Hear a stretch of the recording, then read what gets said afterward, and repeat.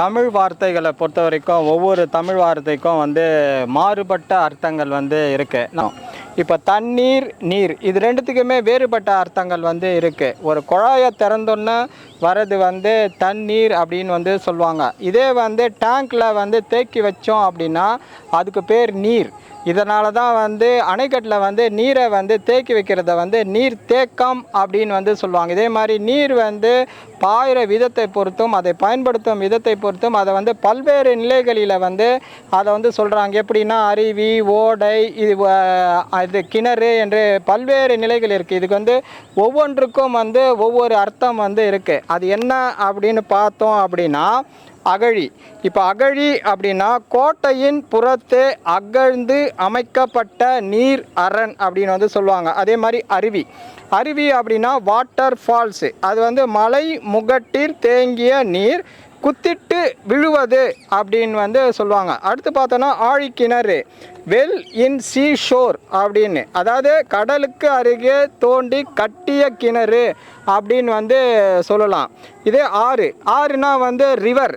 அது எப்படி சொல்கிறாங்க அப்படின்னா பெருகி ஓடும் நீர் தடம் அப்படின்னு சொல்லலாம். இளஞ்சி, reservoir for drinking and other purposes அப்படின்னு இங்கிலீஷில் சொல்லுவாங்க. அதை என்ன சொல்லலாம்னா பல வகைக்கும் பயன்படும் நீர் தேக்கம் அப்படின்னு சொல்லலாம். உரை கிணறு, ரிங் வெல், மணற்பாங்கான இடத்தில் தோண்டி சுடுமண் வளையமிட்ட கிணறு அப்படின்னு சொல்லலாம். ஊருணி, ட்ரிங்கிங் வாட்டர் டேங்க், அதாவது மக்கள் பருகும் நீர் நிலை அப்படின்னு சொல்லலாம். ஊற்று. ஊற்று அப்படின்னா ஸ்ப்ரிங்கு, பூமிக்கடியிலிருந்து நீர் ஊறுவது, அதாவது சுரப்பதுன்னு சொல்லலாம். பூமிக்கடியிலேருந்து தன்னால் சுரக்குது இல்லை, இதை தான் அதை மாதிரி சொல்கிறாங்க. ஏரி, இரிகேஷன் டேங்க் அப்படின்னு சொல்கிறாங்க, அதாவது வேளாண்மை பாசன நீர் தேக்கம். ஓடை, அடியிலிருந்து ஊற்று எடுக்கும் நீர், அதாவது எப்பொழுதும் வாய்க்கால் வழி ஓடும் நீர் அப்படின்னு அதை சொல்லலாம். கிணறு, பில்டின் வெல், அதாவது சரளை நிலத்தில் வெட்டி கல், செங்கல் இவைகளால் சுவர்களை கட்டிய கிணறு அப்படின்னு சொல்கிறாங்க. இப்போ கடல். கடல் அப்படின்னா தெரியும், சி. அதை சமுத்திரம் அப்படின்னு தமிழில் சொல்லலாம். அது எல்லாருக்குமே தெரிஞ்ச ஒரு விஷயம். அதுக்கடுத்து கண்மாய். கண்மாய்னா இரிகேஷன் டேங்க், அதாவது இதை எங்கே சொல்கிறாங்க அப்படின்னா பாண்டிய மண்டலத்தில் ஏரிக்கு வழங்கிய பெயர் அப்படின்னு அதை சொல்கிறாங்க. கலிங்கு. அது கலிங்குனா என்ன சொல்கிறாங்க அப்படின்னா ஏரி முதலிய பாசன நீர்த்தேக்கம் உடைப்பெடுக்காமல் இருப்பதற்கு முன் எச்சரிக்கையாக கற்களால் உறுதியாக்கப்பட்டு பலகைகளால் அடைத்து திறக்கக்கூடியதாய் உள்ள நீர் செல்லும் அமைப்பு அப்படின்னு சொல்கிறாங்க. அதுக்கப்புறம் கால். கால் அப்படின்னா சேனல் அப்படின்னு சொல்கிறாங்க. என்ன அப்படின்னா நீரோடும் வழி, அதுக்கு பேர் கால்வாய். கால்வாய்னா ஏரி, குளம், ஊருணி இவற்றுக்கு நீர் செல்லும் வழி அப்படின்னு சொல்கிறாங்க. குட்டம். குட்டம்னா லார்ஜ் பாண்டு, அதாவது பெருங்குட்டை அப்படின்னு சொல்லலாம். குட்டை. குட்டைனா சுமால் பாண்டு, அதை சொல்கிறாங்க. அதாவது அது சிறிய குட்டம், அதாவது மாடு முதலின குளிப்பாட்டும் நீர்நிலை. அதே மாதிரி குண்டம், ஸ்மால் பூல், அதாவது சிறியதாக அமைந்த குளிக்கும் நீர்நிலை அப்படின்னு சொல்கிறாங்க. குண்டு. குண்டுனா பூல், குளிப்பதற்கேற்ற ஒரு சிறிய குளம். பொதுவாகவே நம்ம பார்த்தோன்னா பணக்காரங்கள் நீச்சல் குளம்னு வச்சுருப்பாங்க, பெரிய பெரிய செல்வந்தர்கள் நீச்சல் குளம் அப்படின்றத வச்சுருப்பாங்க. ஆனால் நம்ம ஒரு கிராமம் எடுத்துக்கிட்டால் அந்த கிராமமே குளிப்பதற்காக ஒரு பெரிய நீர்நிலையை உற்பத்தி செஞ்சு வச்சுருக்கிறவர்கள் நம்ம தான் பண்ணி வச்சுருக்கோம். அது மட்டுமல்ல, அந்த ஆடு மாடுகள் குளிப்பதற்காக ஒரு குளத்தையே வெட்டி வச்சவர்கள் தமிழர்கள் அப்படின்னு சொல்லும்போது அவர்கள் எத்தனைய சிறப்பு வாய்ந்தவர்கள் அப்படின்னு தெரிஞ்சுக்கலாம். நம்ம பொதுவாகவே நீச்சல் குளம் அப்படின்னா ஆட்கள் குளிப்பதற்காகவே இருக்க இடம், நீர் எடுக்கக்கூடிய இடம் அப்படின்னு சொல்லி ஒரு குறிப்பிட்ட சமூகத்தினை உயர்வுபடுத்துவதற்காகவே நம்ம சொல்லிட்டு வந்துட்டோம். ஆனால் தமிழர்கள் ஆடு மாடு குடிப்பதற்கும் ஒரு இடத்தை உற்பத்தி பண்ணி வச்சுருக்கிறாங்க, குடிப்பதற்கும் ஒரு உற்பத்தி நீ வச்சுருக்காங்க. அப்படின்னா தமிழர்களுடைய நீர் மேலாண்மை நம்ம தெரிஞ்சுக்கணும் அப்படின்றத இந்த இடத்துல நம்ம தெரிஞ்சுக்கலாம்.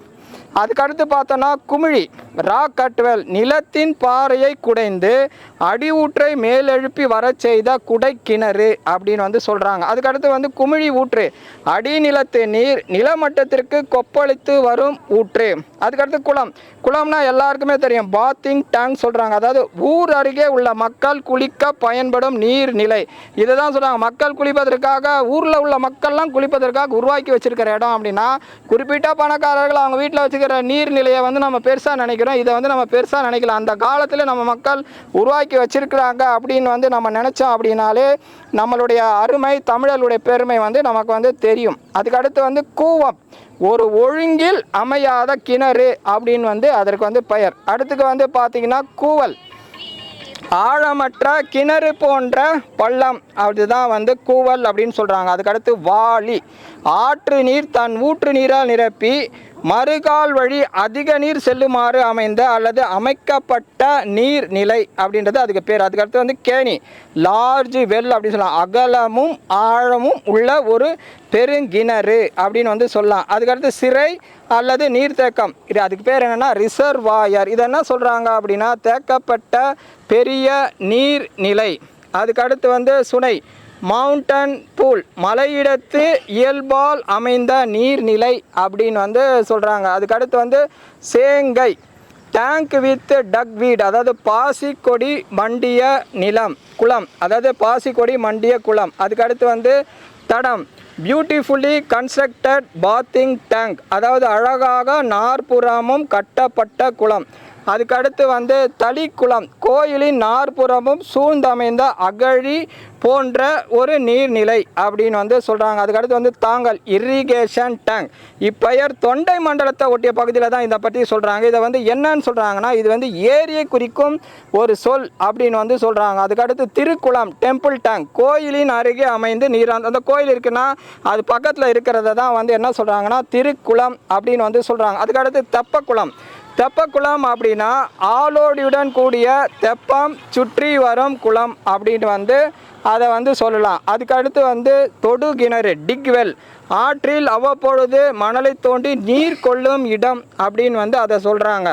அதுக்கடுத்து வந்து நடைக்கேணி, நடைக்கேணி அப்படின்னா இறங்கி செல்லும் படிக்கட்டு அமைந்த பெருங்கிணறு வந்து நடைக்கேணி அப்படின்னு வந்து சொல்கிறாங்க. அதுக்கடுத்து வந்து நீராவி, நீராவி அப்படின்னா மைய மண்டபத்துடன் கூடிய பெருங்குளம், அதை தான் நீராவி, அதாவது ஆவி என்றும் இதை வந்து சொல்கிறாங்க. அதுக்கடுத்து வந்து பிள்ளை கிணறு, பிள்ளை கிணறு அப்படின்னா என்னென்னா குளம், ஏரி, முள்ளம்களின் நடுவே அமைந்த கிணறு தான் பிள்ளை கிணறு. அதுக்கு அடுத்து வந்து பொங்கு கிணறு அப்படின்னு வந்து சொல்கிறாங்க.